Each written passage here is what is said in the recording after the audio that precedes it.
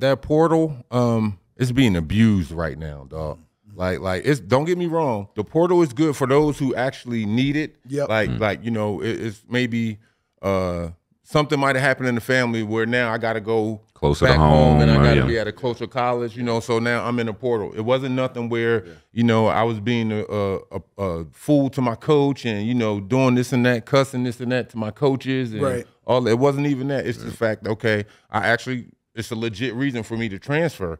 But then you do have about, I say 85% of that portal.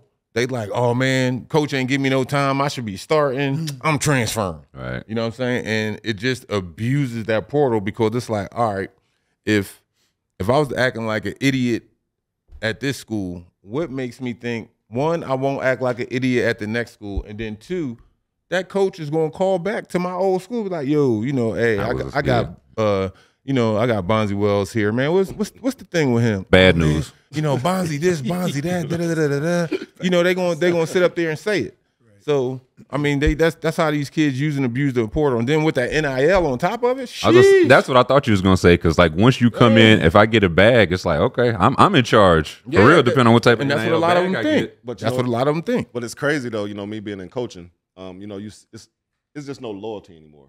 Because, you know, usually that's the word. When you recruit the kids, you know, you recruit school, tell them about the school. This is what we're going to do in 4 years. You got a plan, you know, all that stuff. Everything is year-to-year free agency now. So the portal is nothing more than just free agency. Yeah. Like the kid, just imagine you being a freshman. We done gave you X amount of dollars. Then I can be like, let me go talk to my sophomore year. And then get some more money. Your money keeps stacking. You know what I'm saying? So a lot of these kids, really, if we're being honest, this is the most money they're going to make in their basketball lives, if we're being totally honest. I mean, I feel like that's why you got to jump when this. I'm not mad. I'm not mad at them, but it changes the kid a little bit because some of these kids getting a false hope of they made it. Like you got to think, dog. In the portal, it's dudes that like the center position this year was like, oh my goodness, we got to get a big. We got to get a big. So you got backups to average 4 and 5 going to these schools and demanding big bread. 6, 7, 800,000 a year. $1 million. Because demand. This the same dude that averaged 4.5 at the last school. I got some eligibility left for real. I'm about to go test it out. So it's just crazy, but you pay it. But my thing is, you know, and I ask the staff all the time, we talk about it, what's the payoff for? Like if you go pay these kids, like what are you guaranteeing me? Like are we getting 20 wins this year? Like are we getting to the tournament? On investment. We're not gonna lose our job, right? Because you know we can go pay the wrong kids. Right. And we win 9 games, you know, 9 and 20. Yeah.